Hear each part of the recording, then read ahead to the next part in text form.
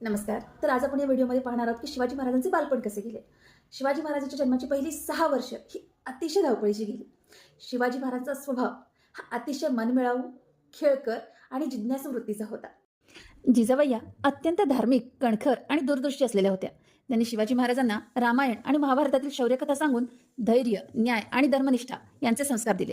तर त्यांच्या शिक्षण प्रशिक्षणाची जबाबदारी दादोजी कोंडदेव या प्रशासकांवर होती. त्यांनी शिवाजी महाराजांना शास्त्र, शौर्य, युद्धकला आणि राज्यकारभार शिकवला.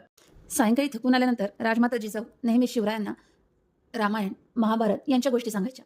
तसेच कधी कधी त्या साधू संतांच्या तर कधी शूरवंतांच्या गोष्टी सांगायच्या, जेणेकरून शिवरायांच्या मनात त्यांच्याबद्दल नेहमी आदर निर्माण राहिला पाहिजे. शिवाजी महाराजांचे सवंगडी म्हणजेच त्यांच्यातल्याच मावळ्यांची मुले होती.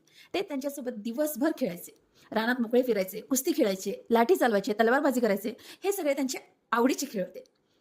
तर या व्हिडिओमध्ये इतकीच माहिती. जर तुम्हाला या व्हिडिओमधून काही सांगायचं असेल किंवा काही सजेशन द्यायचे असतील तर कमेंट बॉक्समध्ये मला नक्कीच सांगू शकता, जेणेकरून मी अजून माहिती गोळा करून ती तुमच्यापर्यंत पोहोचवण्याचा नक्की प्रयत्न करेन. धन्यवाद.